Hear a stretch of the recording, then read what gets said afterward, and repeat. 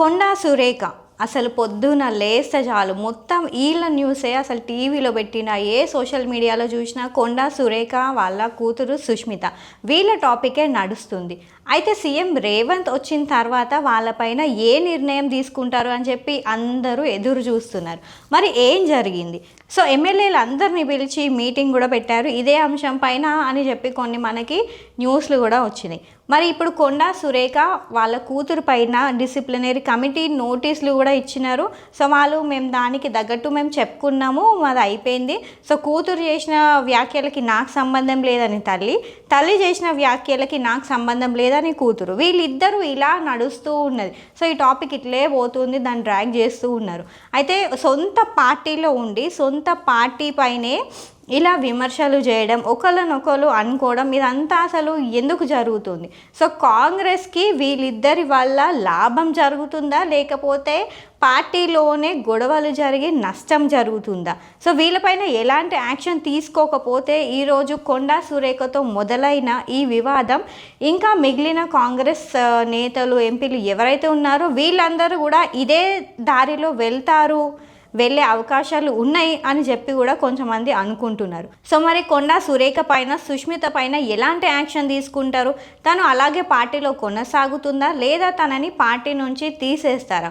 ఒకవేళ తనని పార్టీ నుంచి తీసేస్తే కొండా సుష్మిత జనసేనలో వెళ్ళడానికి రెడీగా ఉంది అన్నట్టు కూడా కొన్ని వార్తలు వస్తున్నాయి. అంటే తను పబ్లిక్గా చెప్పలేదు నేను వెళ్తున్నాను, ఈ పార్టీకి వెళ్తా అని తను మాటల్లో కానీ ఏ ప్రెస్ మీట్లో చెప్పలేదు. కానీ కొన్ని విశ్వసనీయ వర్గాల నుంచి అయితే కొండా సుష్మిత జనసేనలో చేరే అవకాశాలు ఉన్నాయి అని చెప్పేసి కొన్ని వార్తలు వస్తున్నాయి.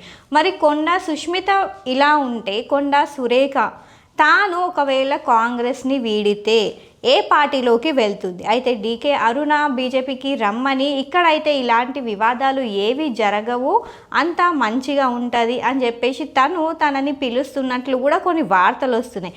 సో ఇన్ని రోజులు కాంగ్రెస్లో ఉండి కాంగ్రెస్కి పనిచేసిన సురేఖ ఒకసారిగా బీజేపీకి వెళ్ళిపోతే, సో ఇక్కడ ఇవన్నీ కూడా ప్రశ్నలు ఎలా ఉన్నాయంటే, ఒకవేళ తను నిజంగానే వెళ్తే ఏం జరుగుతుంది, ఎలా జరుగుతుంది? కాంగ్రెస్ పార్టీ నుంచి ఇలా ఒక్కొక్కరుగా అందరూ దూరం అయిపోతారా?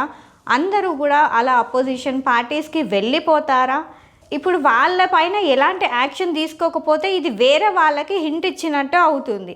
సో మనం ఏమైనా అనేయొచ్చు, సొంత పార్టీని ఏమన్నా అనొచ్చు, సీఎం స్థాయిలో ఉన్న వాళ్ళని కూడా ఏమైనా అనొచ్చు అనే అవకాశాలు కూడా వాళ్ళకి ఇచ్చినట్టు అవుతుంది. మరి వీళ్ళపైన ఎలాంటి యాక్షన్ తీసుకుంటారు ఏంటి అనేది ఇంకా చూడాల్సింది.